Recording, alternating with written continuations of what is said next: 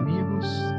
É com muita satisfação que nós estamos aqui conversando um pouquinho sobre um tema tão interessante, tão atual, né? Que é falar da caridade. Meu nome é Roberto, agradeço muito o convite que me foi feito.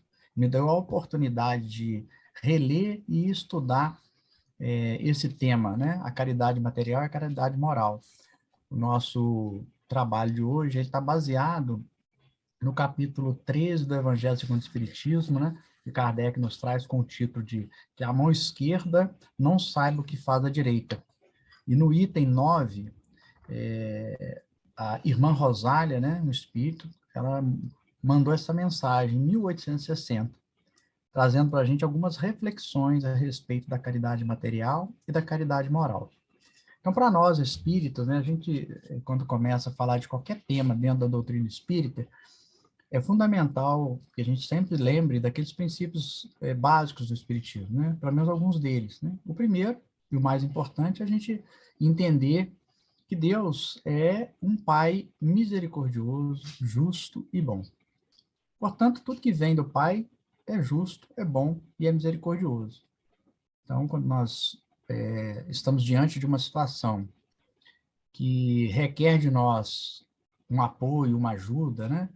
Para que a gente possa praticar a caridade, a primeira coisa que nós temos que lembrar é que aquele que precisa receber não está sendo injustiçado, né?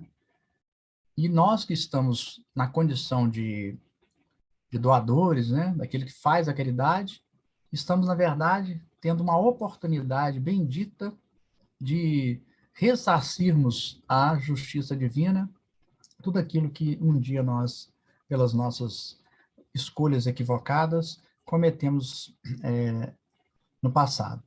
Portanto, é a junção de um amigo espiritual, talvez, né, de outras vidas, ou de algum que a gente nem tenha tido contato, conosco, no momento em que um precisa de ajuda e o outro tem a oportunidade de ajudar. Portanto, nós devemos aproveitar essa oportunidade da melhor maneira possível, né? E essa melhor maneira possível é dando aquilo que nós temos de coração para amparar aquele que precisa. Bem, eu gostaria de começar falando, lendo aqui aquela pergunta que nós temos lá no Livro dos Espíritos, é a pergunta 886 do Livro dos Espíritos, que diz o seguinte: Kardec pergunta, qual é o verdadeiro sentido da palavra caridade como entendia Jesus? Olha que resposta profunda, inteligente, né, que eles trazem para nós. Diz o seguinte: a caridade, como entendia Jesus, é a benevolência para com todos, a indulgência para com as imperfeições alheias e o perdão das ofensas. É muito interessante que a resposta não traz para nós aqui nenhuma menção a coisas materiais. Isso chama atenção, né? Porque a gente poderia dizer, por que os espíritos não colocaram aqui? É não deixar que o seu próximo passe fome, passe frio, né? Fornecer o alimento para ele, o medicamento, a roupa, etc. Por que essa resposta não veio dessa maneira, né?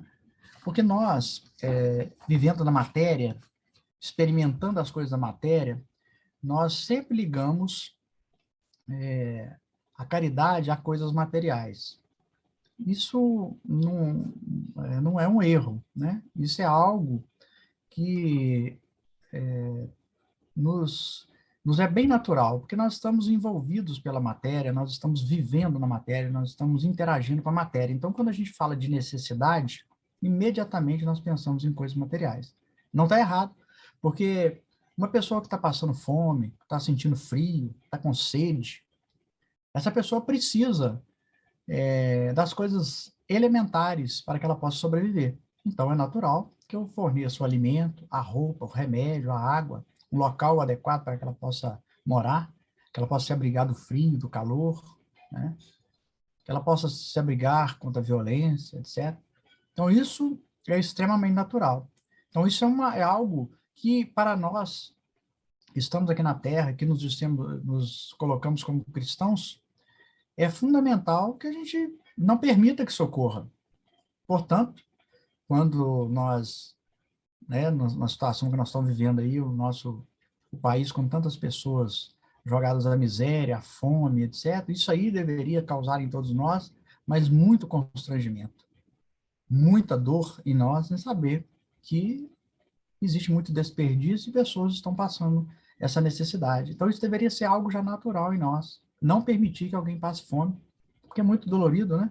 Hoje em dia, quando a gente vai dormir, depois que a gente se alimenta, etc., a gente descobre, lembrar que tem uma criança em algum lugar que está dormindo com fome. Ela não tem comida para ela. E isso mostra ainda um atraso muito grande de nós, ainda aqui na Terra. Mas então Jesus aprofunda muito mais do que isso. Ele diz assim, ó, essa é quase que uma obrigação nossa, não deixar que o nosso irmão passe fome e passe frio. Não é normal que a gente possa conviver com isso de forma natural, né? A doutrina espírita até nos explica, porque os espíritos, nós, quando reencarnamos aqui nessa Terra, temos por missão o melhoramento moral, esse e o intelectual. Isso faz parte do processo nosso. Então, subentende que essas coisas, né, materiais, elas já deveriam ter sido resolvidas, né? A gente não estamos no século XXI, e é inadmissível que nós tenhamos aí, segundo os especialistas, em torno de 20 milhões de pessoas no nosso país que ainda pensam fome, que não tem o mínimo necessário para a vida. Isso aí é assustador para nós, né? Século XXI, já estamos avançados demais em muitas coisas, a tecnologia muito avançada, então isso nos causa essa preocupação e nos faz refletir muito mais o quanto que nós estamos precisando do evangelho em nossas vidas. Então Jesus não coloca isso, ele traz para nós uma outra coisa.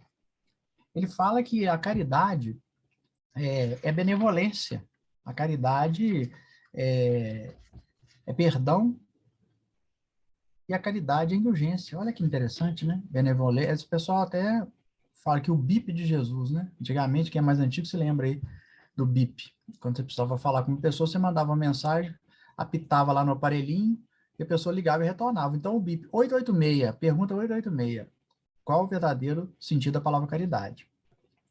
Então, quando Jesus... E o Kardec, né, ele depois ele traz uma notinha que nos traz mais auxílio no entendimento de caridade.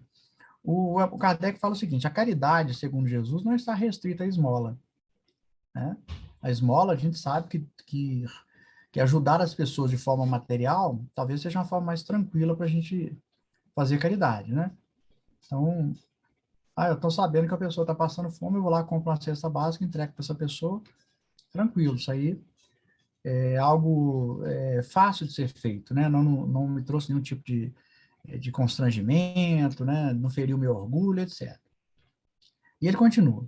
Ela abrange todas, a caridade abrange todas as relações que temos com nossos semelhantes, quer sejam nossos inferiores, nossos iguais ou nossos superiores. Então, Kardec aqui, né, os espíritos em 1860, né, 60 e poucos, aí, 1857 que ele publicou esse livro, e já tinha essa visão, né? Olha que a visão por isso que Kardec é considerado um apóstolo de Jesus, porque ele também já tinha uma visão muito adiantada. É um homem além da sua época, né? Então, a caridade, ela envolve a nossa relação se eu estou trabalhando, né? Eu estou numa empresa e eu tenho alguém que é superior a mim, né?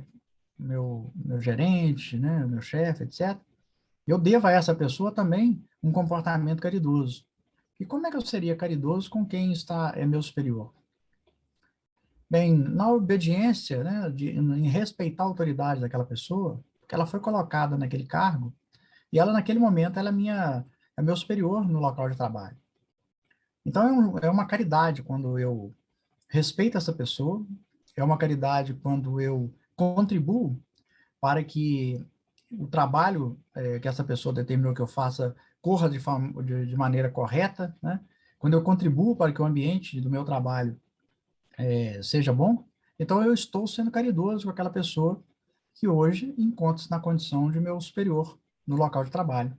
Isso, né, a gente vê que existem, às vezes a gente é meio rebelde no trabalho, né, acha que aquele que está acima de nós não merecia estar ali, que essa pessoa não merecia ser chefe, etc. Nós nos esquecemos que essas engrenagens, né, essas costuras, que são feitas nas nossas vidas, elas são determinadas pelo Pai, supervisionadas por Jesus e pelos amigos espirituais. Então, tudo tem uma razão de ser, né?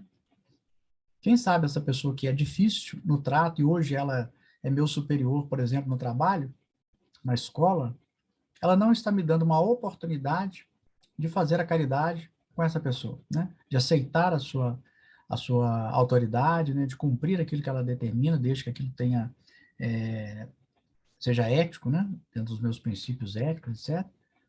Então, essa é uma caridade. A outra caridade com os iguais, né? Meu colega de trabalho, por exemplo, né?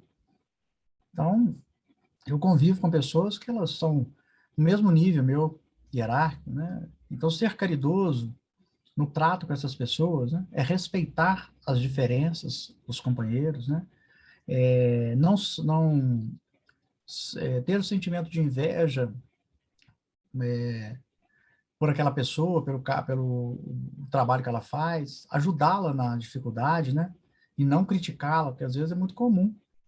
Ao invés de um colega de trabalho, ele tem uma certa dificuldade, ao invés da gente ajudá-lo, a gente acaba criticando esse companheiro de trabalho. Então, é necessário que a gente tenha essa caridade de suportar as dificuldades de quem convive conosco, de amparar aquele que trabalha conosco. Ele também foi colocado no meu caminho, não por acaso, né? Existe um propósito para que Deus tenha colocado, talvez uma pessoa difícil no trato, né? Pessoas às vezes têm dificuldade de relacionamento com as pessoas. E eu tenho, naquele momento, a oportunidade de ser caridoso com a pessoa que está ao meu lado, aquela pessoa que caminha comigo no trabalho. Muitas vezes um companheiro de longa data, né, 20, 30, 35 anos, hoje em dia quase é difícil a gente, uma empresa que você trabalha tanto tempo no mesmo lugar, mas qualquer que seja o tempo que você vai conviver com aquela pessoa, pode ser meses, podem ser anos, mas é uma oportunidade bendita que foi te dada para você ser caridoso. Porque nós somos reencarnacionistas, né? Nós sabemos que as pessoas que convivem conosco, elas não estão aí por acaso. Elas estiveram presentes no nosso passado e muitas vezes, se elas são difíceis hoje, se elas têm as dificuldades hoje, pode ser que nós tenhamos contribuído para que elas tivessem essas dificuldades. E agora é a oportunidade do reajuste. É a oportunidade que eu tenho de amparar e ajudar essa pessoa que hoje caminha ao meu lado, né, no local de trabalho, por exemplo. Então, isso é um gesto de caridade. Isto é ser caridoso, conforme essa definição de Jesus e o esclarecimento de Kardec. E ele nos fala também dos inferiores, porque pode ser que a gente trabalhe em um determinado local que existam pessoas subordinadas a mim. E se as pessoas estão subordinadas a mim, é o que eu tenho uma obrigação com elas, é fazer com que essas pessoas se adiantem, né? Se eu estou falando do trabalho, então é preciso que eu ajude essas pessoas a serem um profissional melhor, dando a elas condições de elas serem melhores, né? Respeitando as suas opiniões, amparando essas pessoas no momento dos conflitos, sendo justo no trato com essas pessoas. Isso é praticar a caridade. Você vê que nós estamos falando aqui todo o tempo no convívio, nós não estamos falando aqui em nada material, né? Nós estamos focados aqui no convívio, nisso que o Kardec traz para nós, que é sermos caridosos no trato com essas pessoas. Se a gente está em alguém que foi colocado na condição de subalterno ao posto que eu ocupo, que eu preciso olhar para esse irmão e ver nele uma oportunidade, tanto do meu crescimento quanto dele. E às vezes você assume lá um cargo de gerente na sua empresa e o primeiro pensamento que vem, né? Opa, salário melhorou, agora eu é que mando, existem certas mordomias que eu tenho na empresa, né? Tenho minha vaga reservada lá para o meu carro, né? Tenho exclusividade para ser atendido, etc. Ok, pode ser que isso você não tenha como mudar, faça parte aí da cultura daquela empresa que você trabalha. Mas a sua função não é essa, né? Isso faz parte desse contexto. A sua missão, o seu trabalho como um chefe, por exemplo, né, tendo subordinados, é desenvolver esses subordinados. Porque nós seremos cobrados, né? A nossa consciência vai nos cobrar. É o seguinte, durante um tempo você foi chefe, você foi um gerente, por exemplo. O que fizeste com as pessoas que estiveram sob a sua guarda, sobre as suas ordens, sob o seu comando? Você só explorou? Você só cobrou delas uma produção? Ou você, ao longo desse tempo, você ajudou essas pessoas a se desenvolverem? promovendo melhorias no local de trabalho, né? Promovendo melhorias nas condições de trabalho, ajudou com que essa pessoa se atualizasse, ajudou para que aquelas pessoas estudassem, por exemplo. Então, isso tudo vai pesar para nós, porque o subalterno, ele está nos pedindo isso, né? Nós somos seus superiores, nós é que estamos ajudando ele nesse momento. Então, no local de trabalho, esse é o nosso papel. Isso é ser caridoso, respeitar essas pessoas, né?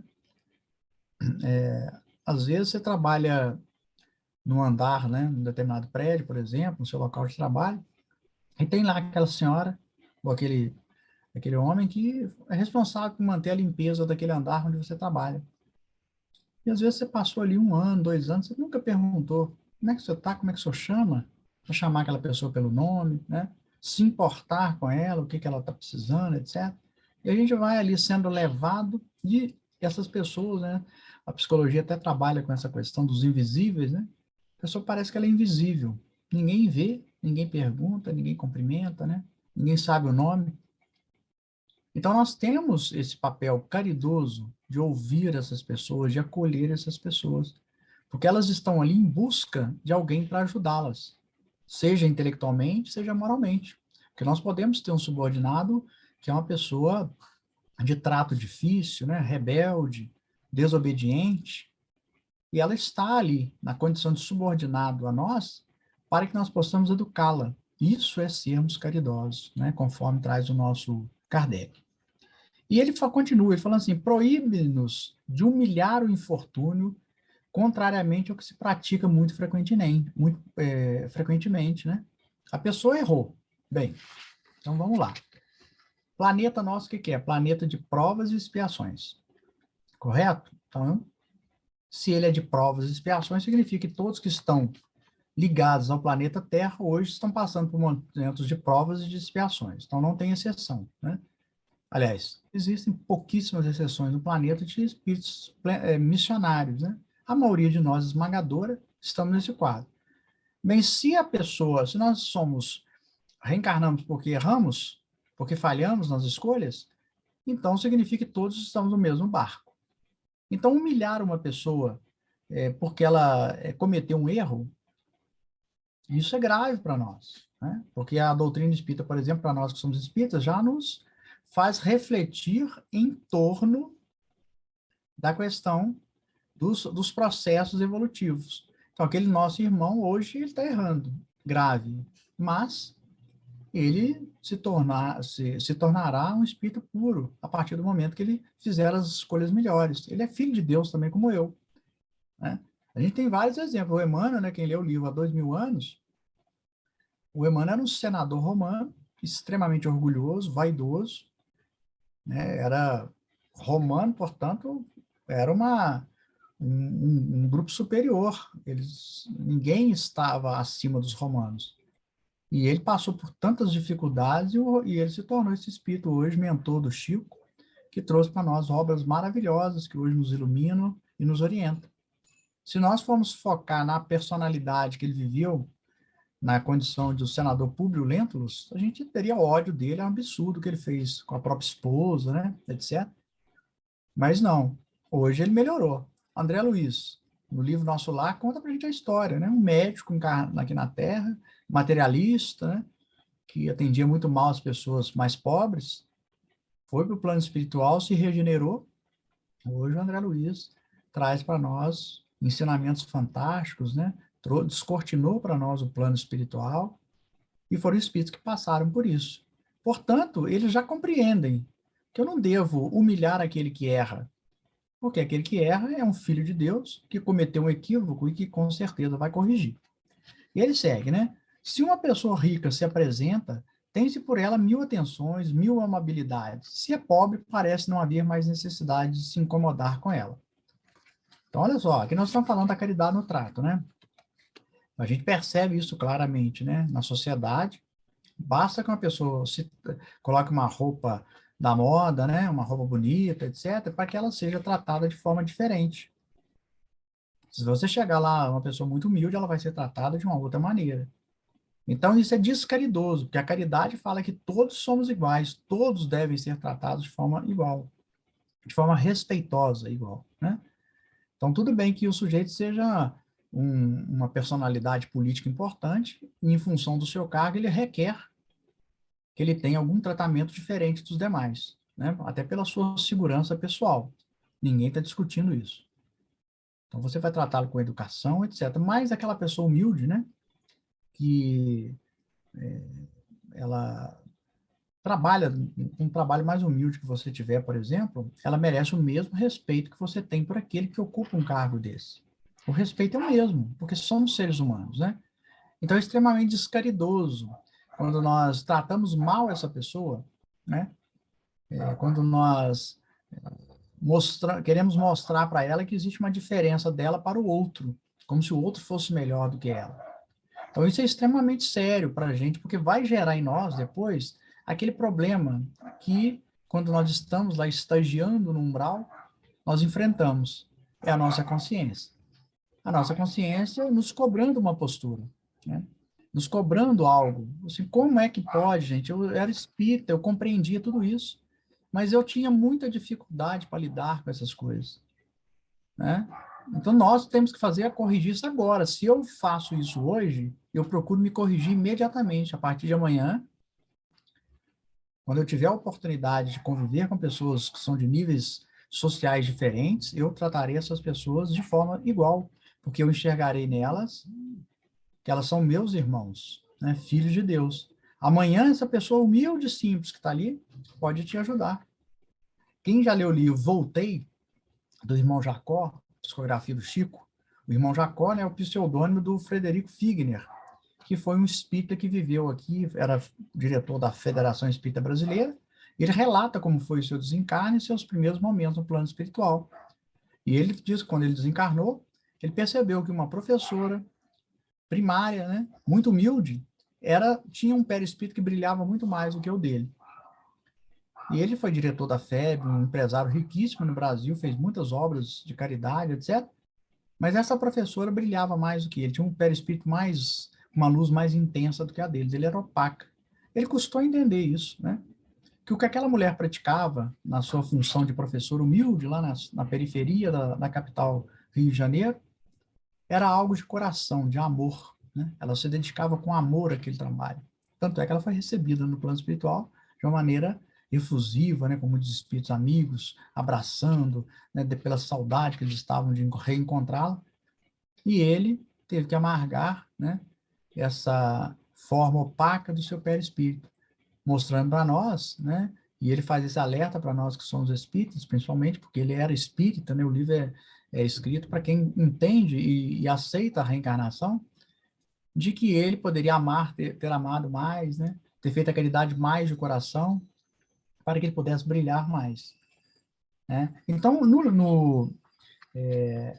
livro O Evangelho segundo o Espiritismo, né, a irmã Rosália, quando ela fala da caridade moral, ela traz para nós, né, outro fator interessante, que ela fala assim, a caridade moral consiste em suportar uns aos outros, o que menos felizes nesse mundo inferior, o que menos fazeis nesse mundo inferior em que estáis momentaneamente encarnados. Há um grande mérito acreditar em saber calar para que o outro mais tolo possa falar. Isto é também uma forma de caridade. Saber fazer-se surdo quando uma palavra irônica escapa de uma boca habituada a caçoar. Não ver o sorriso desdenhoso com que vos recebem pessoas que, muitas vezes, erradamente se julgam superiores a vós, quando na vida espírita, a única verdadeira, então, às vezes, muito abaixo. Estão, às vezes, muito abaixo. Eis o merecimento que não é de humildade, mas de caridade, pois não se incomodar com as faltas alheias é caridade moral. Olha só que pérola, né, que está aqui contida no Evangelho segundo o Espiritismo, no capítulo 13, da irmã Rosália. Não nos importarmos com essas atitudes agressivas, irônicas, sarcásticas, né, das pessoas é caridade. Não nos importar, mas não é assim a gente nos colocar na condição superiores a essas pessoas. É nós aceitarmos que aquele irmão está num estágio evolucional diferente do meu. No momento, ele entende que essa forma é a forma que ele pode se sobressair no mundo, é a forma que ele pode vencer no mundo.